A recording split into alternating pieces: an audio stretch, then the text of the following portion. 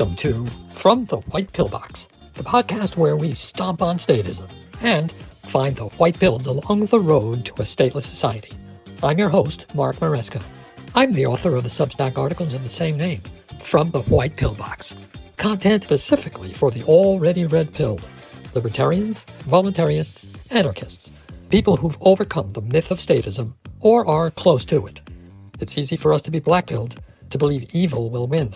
That's where the white pill box comes in. There are real-world reasons to have hope. Let's get going. Greetings, all. Thank you so much for listening today. This episode will be part 22 of my series on the myth of authority. In the most previous episode, I wrapped up with a summary of the series, its major takeaways, plus all the white pills we uncovered. This episode and the next will be something of an afterword to the series. Today, I thought I'd share my own experiences in creating the series, what I learned along the way, and how it's all been of value to me. Let me start off with my own backstory. I'm fortunate enough to have been an anarchist since my early 20s, and without exactly revealing my age, let's just say it won't be long before I'll be a 50-year anarchist. I've watched this movement for most of that time. I'm sure many of you got red-pilled considerably more recently, so your experience of the overall community of libertarianism probably happens in the context of the internet age. Well, it's hard to express how different it was in the 1970s to be libertarian, let alone anarchist. The reach of our ideas into the culture was painfully small, but today you can watch out-of-the-closet libertarians speaking on major platforms. I realize even today we're not exactly mainstream, but the difference is night and day. But it's not just at that bigger picture. It's also quite different for we as individuals. Back then, you had to work to find the freedom literature. Today, it's at everyone's fingertips, and there's more content than one person can consume. Back then, it was near impossible to find fellow travelers to interact with. Most likely you were by yourself. Rare indeed to have family or friends who were like-minded. Today it's quite easy to interact actively and often online. Easier to know actual people who get it, who you can converse with. And, if you're lucky, in some cases to have people nearby your physical location to meet up with and bond with. Yeah, it's a true white pill difference. What we have today would have been considered a fantasy back then. Ready access to enormous content, articulate representatives of freedom on wide platforms, the chance for actual social interactions with fellow travelers. Well, they say there's always a but. There is. But what about the success of the movement overall? 50 years is a long time for a movement, so you'd expect our ideas to have spread widely and had real, unmistakable influence in the culture over that time, an impact plainly evident to most people. Well, no, not really. I suppose you can say that in certain ways libertarians have had influence. Sure, maybe. But that's not what we'd expect, though. A 50-year-old movement that had real impact would be known and reasonably well among the population. Sorry, no. Most people have no real clue what libertarianism is. Worse still, most libertarians don't either. Or more accurately, each one knows full well what it is. It's just that they can't seem to agree amongst each other. So I think I've been fair to label the movement's success as meager, maybe even an epic fail, if the main purpose was to spread the ideas to the general population. We haven't been good at communication and persuasion. Now, to be clear, I've taken pains to praise the libertarians as much as I can regarding their scholarly work. I quite sincerely believe the intellectual foundations of a free society have been fairly well laid out by our libertarian writers and thinkers. Whatever free societies evolve over the coming decades will have at their fingertips a body of literature that will help them lay down the principles they need, such as legal and property theory. Nothing I criticize about the movement applies to the scholars, and I want to make that crystal clear. It's the activism that hasn't seemed to work. If we were to step back, you might wonder if we were missing something important. Some of us did, in fact, ask those questions. Decades of failure are frustrating, and some of us were curious what the hell was wrong. 50 years in, it's fair to ask uncomfortable questions. Are the ideas impractical? Was the execution wrong? Did they make invalid assumptions? Well, bingo, it's the last one. We made at least one poorly reasoned assumption. From the start, we assumed the state is the problem. We arrived at this seemingly obvious premise this way. Okay, we got it. It's wrong to violate consent, even when it comes to the government, which identifies the state as a big problem. After all, the state is permitted to violate consent. Politicians and the whole apparatus that supports them. That's the ticket. They are the problem. It's the state. And from there, we jumped to the unquestioned assumption that therefore, ergo, what you have to work at is shrinking the state, eventually eliminating it. It's all about that enemy, as we would put it. Our enemy, the state, as Murray Rothbard put it. The state, the problem. So deal with that, right? Surely that's it. So very sure, in fact, that we don't question that premise. Just dive in. Tell others to hate the state too. Tell them to also dive in, head first. No need to think it through any further. Act. Don't analyze. Act. And act we did. 50 years and still doing it. The movement did not ask what you would think would be a very rational and even scientific question. What gives rise to the state? What's its root cause? It seems no one thought to ask that.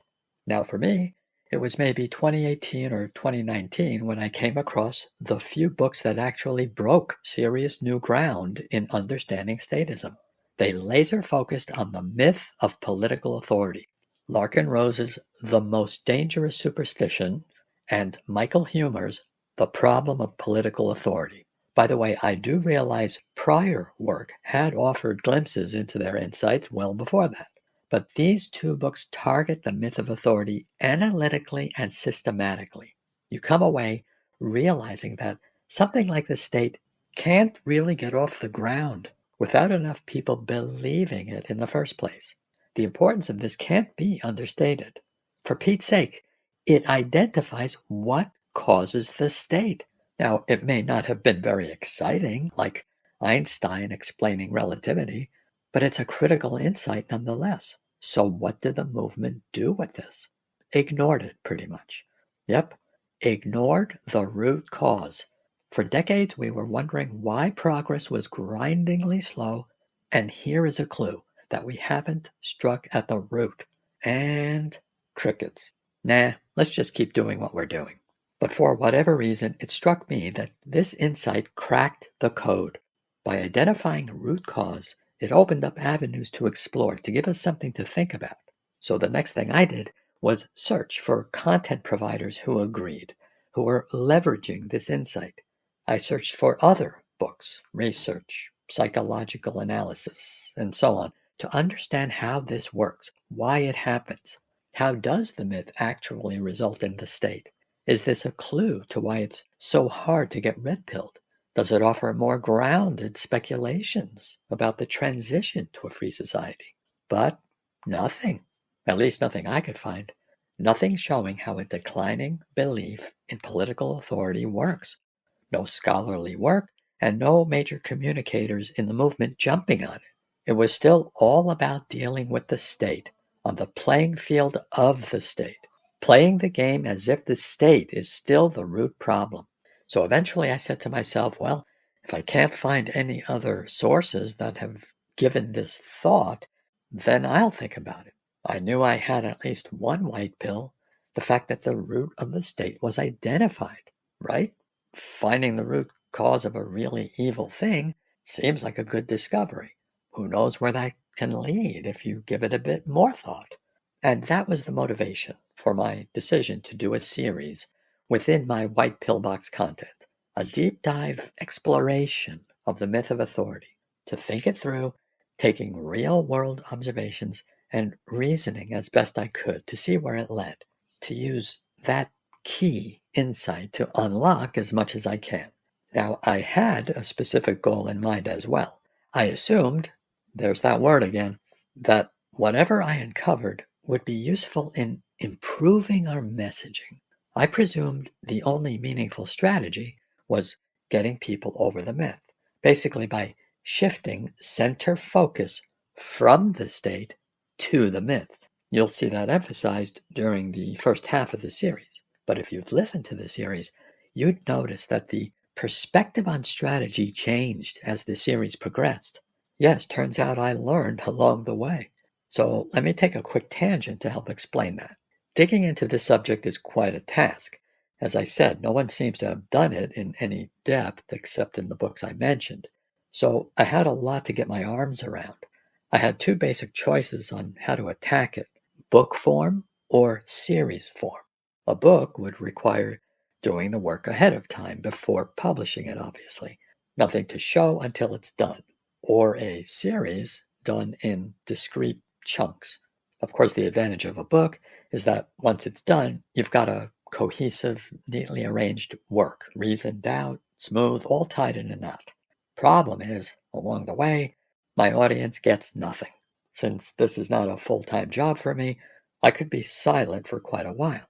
The advantage of a series is my audience keeps getting regular content. The downside is a series is not rigorously laid out like a book would be. My audience is discovering it along with me. I opted for the series. It shows the evolution as it happens. If there are philosophical or logical mistakes, they're more easily uncovered because you're looking under the hood at every step. But best of all, I found white pills along the way, a lot of which surprised even me. Of course, finding white pills has been the purpose of my essays and podcasts from the start. So doing it as a series was the right choice, even though I had not worked out all my thoughts ahead of time. The direction was very much determined by the implications of the myth's psychology as I reasoned things out. This meant I'd have to let it run its course and take it wherever logic led me, which circles back to strategy. I started out assuming all this would help us improve strategy, and I did devote episodes to just that. But the further insights I uncovered made me rethink the importance of activism. I don't want to make that sound like I disagree with the efforts to help others open their eyes to the myth and to statism. No, I don't object to that. But I do have a new perspective on strategy, one that makes it quite less important in the scheme of things than I assumed. And I will have more to say about the movement and about strategy in the next episode. Now, having said all that, I will emphasize something here, actually more like lodging a complaint. It's a genuine disappointment to me that the movement has produced no other major works on this topic other than those I mentioned. There is certainly the talent in this movement in the necessary disciplines to explore the topic deeply and rationally, to think about how and why the myth affects human psychology, why the state does result from that psychology, why the state persists once it manifests, why it's so difficult to break the myth, and how, once a person escapes the myth, why it's near impossible to go back, and then how the myth impacts a transition to a free society. What are the psychological dynamics? Once there is a free society, what's the potential for a return to statism? Apparently, the intellectual thinkers of the movement have had nothing to say about this. Sorry, but that's a gigantic disappointment. To be perfectly frank, it shouldn't have been me doing it. I'm not a personal psychologist. I'm not a social psychologist. I'm not a social scientist. I'm not a philosopher or a logician. I'm not belittling my work. I am saying I dove into the deep end only because, so far as I know, people who are qualified haven't done it. The libertarian movement has not seemed interested in marshaling people to study this, people far more qualified than me. Or if it is out there, not having been published enough to have put it in front of all of us, in front of our best communicators. So it seems I've covered new ground, and very much doing it without a net. Well, I've been conscious of that all along. I've tried to stay grounded in the real world of what we observe, what we know of human nature, and I've tried to stay logically sound. So now let's get to how I experienced the project along the way. Of course, I hoped the series would challenge the assumption that the state and only the state is the root problem.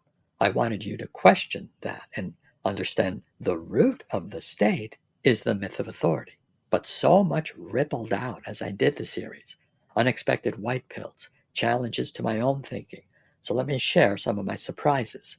A huge one was the importance of the environment of the myth. Previously, when I pictured enough people being red-pilled, I sort of stopped there. I never thought through what that would look like. I just assumed the red-pilled people would sort of force the issue. Maybe people being more defiant to enforcers, or laughing at and mocking politicians, maybe a spread of parallel institutions, agorism, eventually free communities. But look at the common thread. It was always the freedom people doing the heavy lifting. Then I said, step back, way, way back. Start from the ground up. There's a state, and we don't like it. I needed to ask, how does the myth actually make the state happen?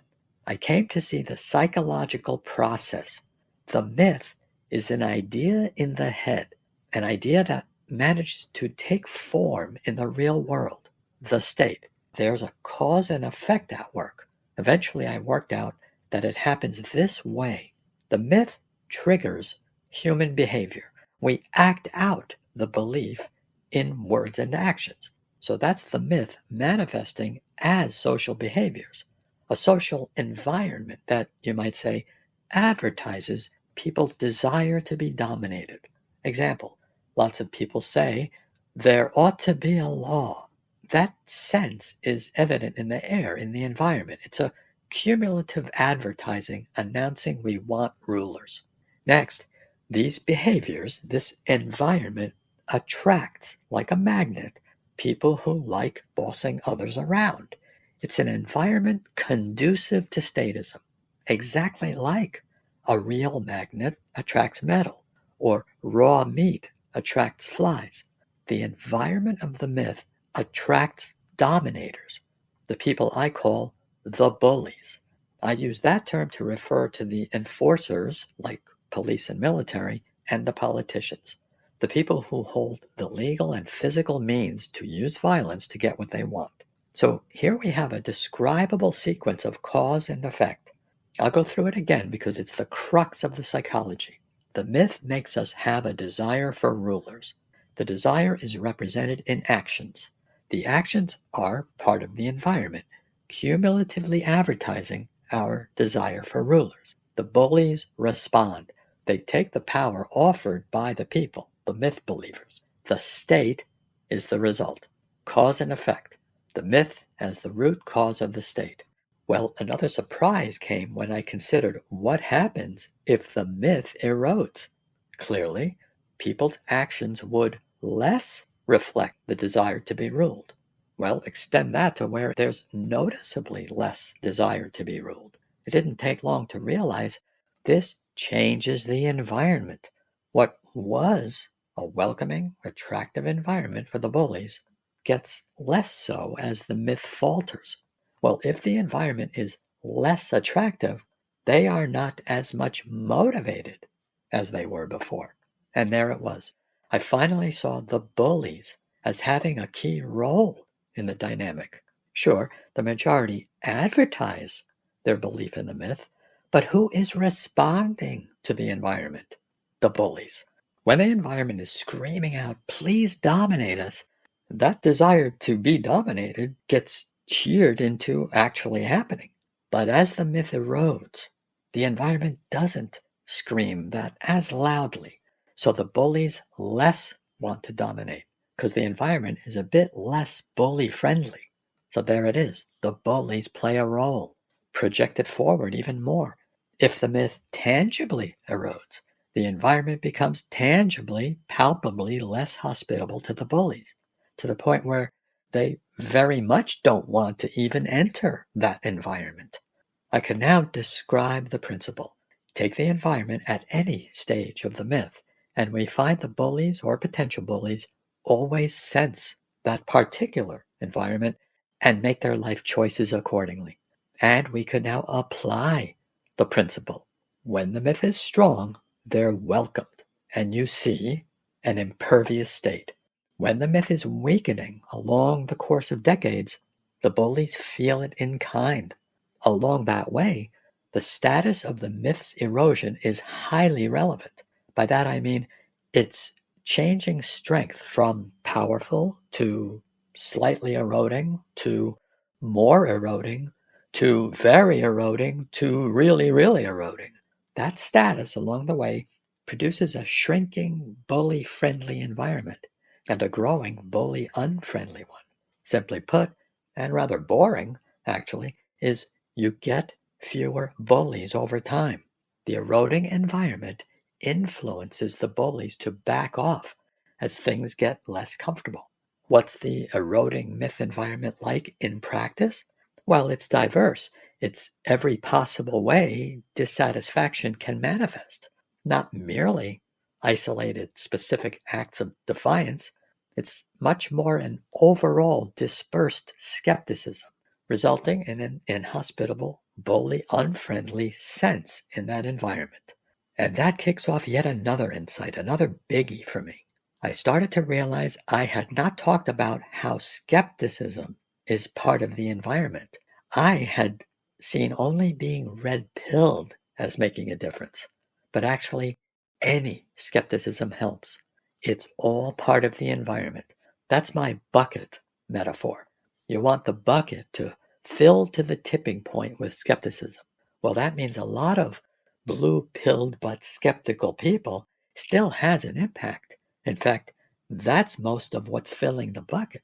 I had not credited the value of skepticism. I always thought, again, assumed, that being red-pilled had this black and white demarcation line. You were either all indoctrinated on one side or all past the myth on the other. It's like the difference between having your eyes closed and open. But in the context of what is needed to move toward a free society, no, being red-pilled is actually not a causally necessary requirement. I learned that any degree of skepticism toward the state counts. I also used a metaphor for the myth of authority as a huge sheet of glass with the majority holding it up and the bullies up there on top. The strength of the glass, the environment, is determined by the strength of the myth. Well, I assumed that the only way to form a crack in that glass was to get red-pilled. But no, any degree of skepticism creates a chip in that glass. The more chips and cracks, the better. When the numbers start adding up, it gets real visible to the bullies on top. Now, when I've suggested any degree helps, I've made sure to clarify the context. It's easily misinterpreted to mean that a free society needs no red-pilled, full-on anarchist principles. Absolutely wrong. It does. Or it's misinterpreted to mean that the value of being fully red-pilled, being fully over the myth, is no different from the value of having just a smidge of skepticism. Again, no. The further you are on the scale of being over the myth, the better. The best quality red pill status is when you explicitly and consciously understand that no man has a moral right to rule over any other, and therefore all government is illegitimate always, and therefore no government is ever justified. Ideally, a person lands right there, but the lesson is that there's value in any stage of skepticism. This idea is only controversial when libertarians are unclear about what it is we really want out of all our efforts. Say we're simply trying to make more pure anarchists. Then sure, the degree means nothing. You need a person all the way out of the myth and that mental fog. And a lot of activists have exactly that in mind. I sure did. Create more anarchists. Seemed obvious, like assumptions often do. But if the goal is a free society, then it matters that the steps along the way get you there. Face it, the state doesn't wither away, meaning the bullies do not back off, out of the goodness of their hearts. And you, the libertarians, aren't getting rid of them. Not by voting, not by violence. There's always another one in line ready to take their place. No, the goal is better served the more the bullies are made uncomfortable, because that and only that is what gets them thinned out and backing off over time. Only the environment is going to make that happen. And the most efficient way for the environment to get less pleasant for them is for a higher and higher number of people to be skeptical of them. A decent, high number of partially skeptical people will alter the environment more efficiently than a low number of pure anarchists. My later episodes demonstrated why this is true, but also demonstrated that that is exactly what's happening as we speak. So as radical as it may sound to a libertarian, the takeaway is that sparking any degree of skepticism is key. Getting fully red-pilled? That's a bonus, but not a causally necessary factor. Does it mean stop trying to make more anarchists? I say no, don't stop. You never know when someone you inspire goes on to influence others. Somewhere down the ripple effects, someone may produce solid intellectual work or influence a large number of people. But the point is, the growing skepticism of the state, even if the degree is modest, counts. Well, that insight then led to yet another implication that surprised me: the role the majority plays in all this. We don't actually need the majority to come over all the way. Since any degree of skepticism helps, the majority of people represent a powerful pool of potential skepticism. Every little bit contributes to the bucket. Now, I also want to make clear this insight of any degree being valuable is confined to the discussion of what makes the environment inhospitable for the bullies. It's not a cure-all for statism in the moment, even if a whole lot of people are skeptical. Make no mistake, being partially there still means they are statist. They still keep the myth going. That translates into the environment the way it always has, maintaining some level of attractiveness to the bullies. But we also can see that in context. How? By realizing they were statist anyway.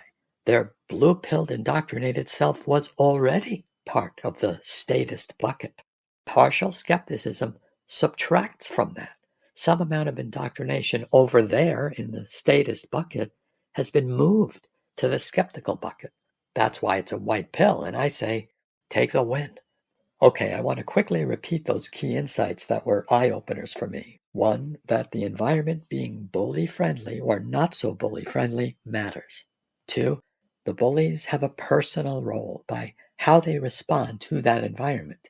And three, that any degree of skepticism counts toward making that environment uncomfortable for them. When I looked at these three factors, I was struck by how it's a dynamic, an elegant dynamic when the myth is eroding. The factors are interconnected. A growing skepticism changes the environment to be less hospitable. The potential bullies are less incentivized to even be bullies. Good, we want less bullies. The bullies who are there, we want uncomfortable, right? Good, more and more will step down. Now, I introspected a bit at that point, the point where I realized they will thin themselves out as part of the backing off process. I found myself realizing that may actually be all there is to it. Maybe that's literally about the end of that psychological story. Sure, there's more to the operational details of private institutions starting to take on law, dispute resolution, education, etc. But if our hope is for the state to wither away, that trend of the bullies self-vanishing seems to be enough. The train that's out of fuel slows down and grinds to a halt. I admit, I had this sense it ought to be more, that somehow more psychology is needed to motivate other actions by the majority or by anarchists or something, or that more has to explain what comes next in free societies. But no matter how I looked at it, the trend was all that mattered. I realized that it doesn't have to be any more dramatic than that.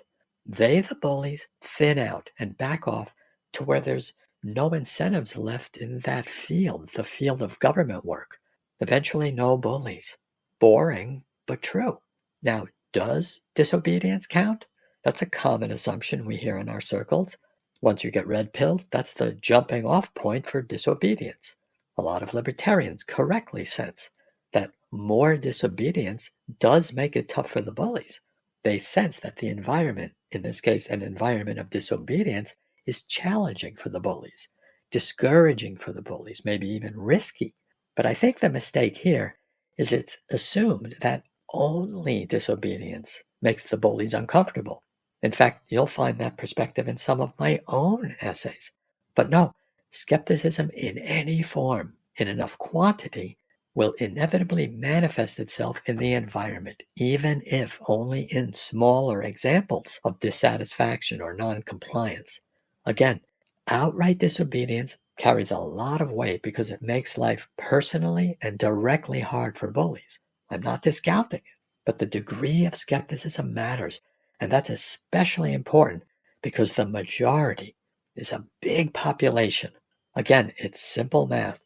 Small skepticism multiplied by large population impacts the environment way more than big skepticism multiplied by the tiny population of anarchists.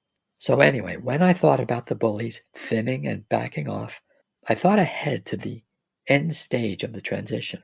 What else is supposed to happen psychologically? Well, nothing. Just the continuation of the trend. Sure, the dismantling, as we say, happens along the way, but really that's just an outward cleansing, not a takeover. It's like getting over a disease. In the middle of it, you have the disease and all the side effects from it, but the body heals, slowly coming back to health. Your illness peters out to nothing, and then it's gone. Likewise, the sickness of statism will be fading. Then recall in your own mind those very last days of an illness you've had, where you're less and less aware you even have it. That's also late-stage statism. No dramatic finale or final conflict.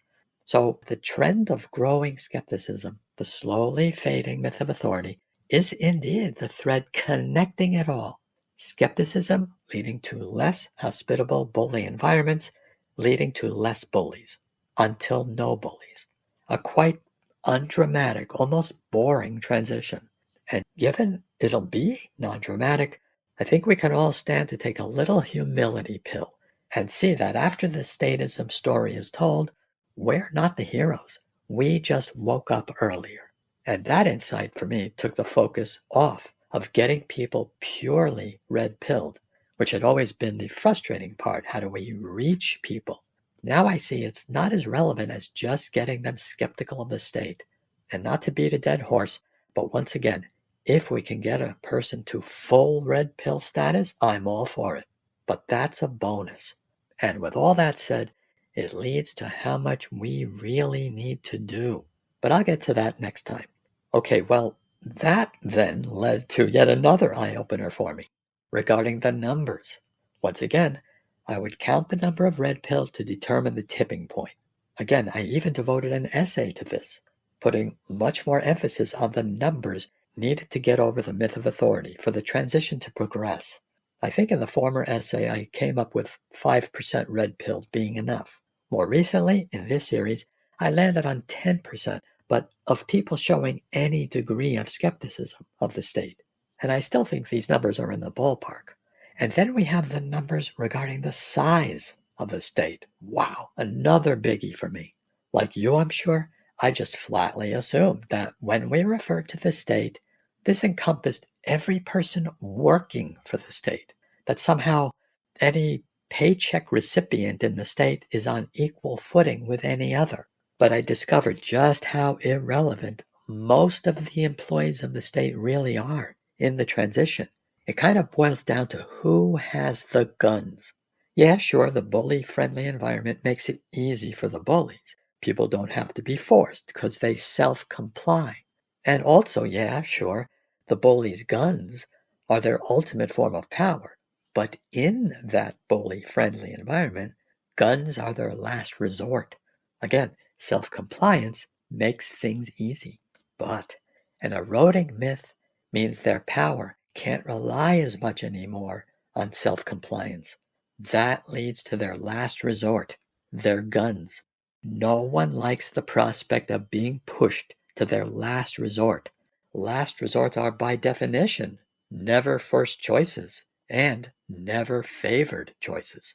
Basically, this is why things get highly uncomfortable for the bullies as the myth erodes. And also remember, very, very few bullies are action heroes. They are actually mostly weak, pathetic, often damaged people, not people who really want to take the risks of actually using their guns. But all this describes the dynamic of only enforcers and their bosses, the politicians.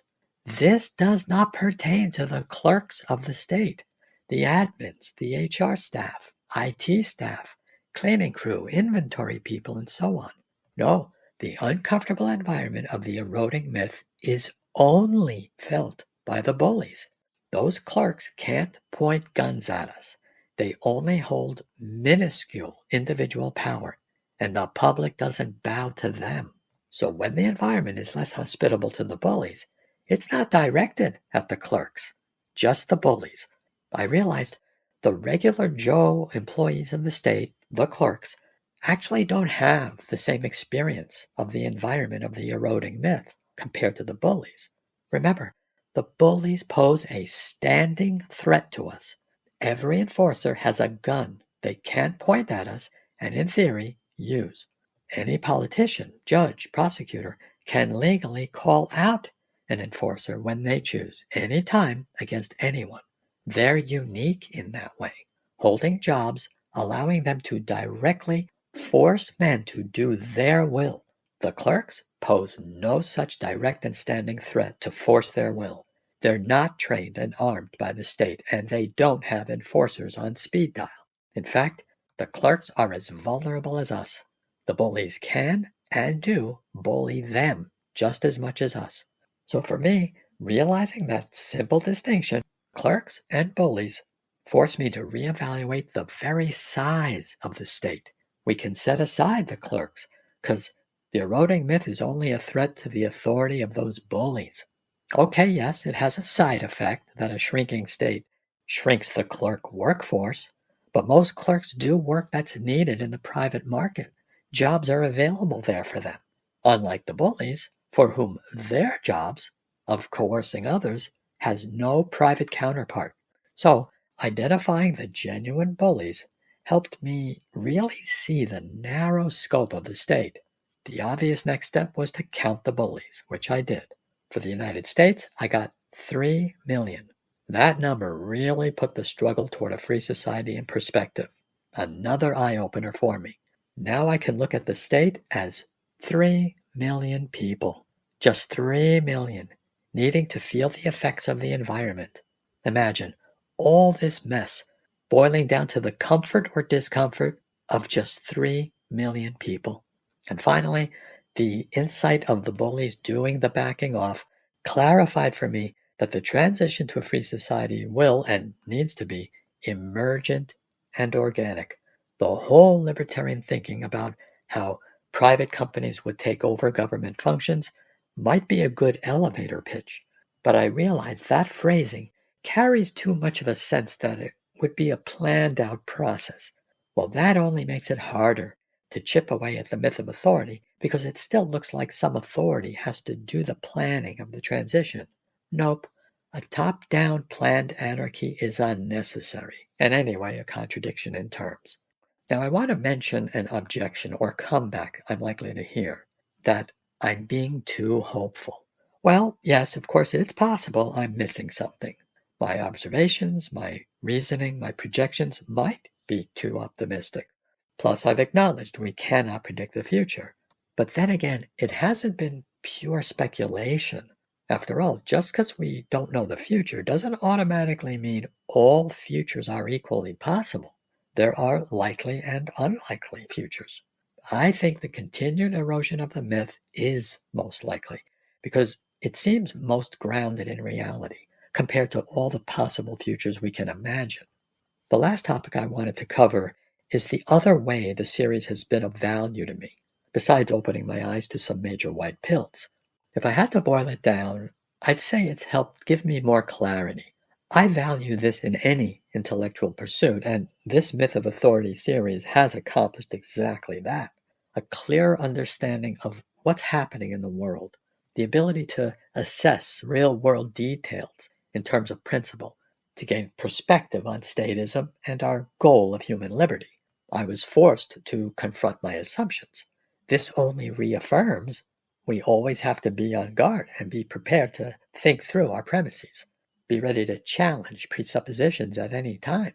And that clarity, by the way, makes it easier to take the punches when the black pill news items hit, or when our fellow travelers do things that make us cringe. It also white pills me to realize we really don't have to steer this like we thought. I'd say the scholarly work should absolutely continue, but the erosion of the myth of authority and emergence of free societies is looking more and more like the natural evolution of progress. It's rooted in reality, the nature of man, with only a myth as its impediment. And now that myth has started to fall. I'm very glad it's happening naturally, without us or anyone else managing the process, which helps me see a genuine inevitability to freedom winning. Sure, no guarantees, but the bad news has less power than I imagined. It's the white pill that basically encompasses all the rest of them. Namely, in the evolution toward liberty, the real-world impediments don't seem to have the power to overcome the real-world trends. Well, that'll wrap things up for today. I haven't touched on libertarian activism much. Well, friends, it's time to talk. Next time, that is. I'd like to have a heart-to-heart with the libertarian and anarchist community. Maybe it's about time for us to take a few minutes after 50 years of this movement, sit down, take a deep breath, and assess things. What's been accomplished? What could have been done better? What we really want out of all this? We pride ourselves on being realistic, right? Then it might be time for all of us to take off some of our blinders. Get ready for that one. But for now, take care and see you next time. Many thanks to Substack for hosting my podcast and my articles. And thanks especially to you for listening. And remember, keep looking for those white pills.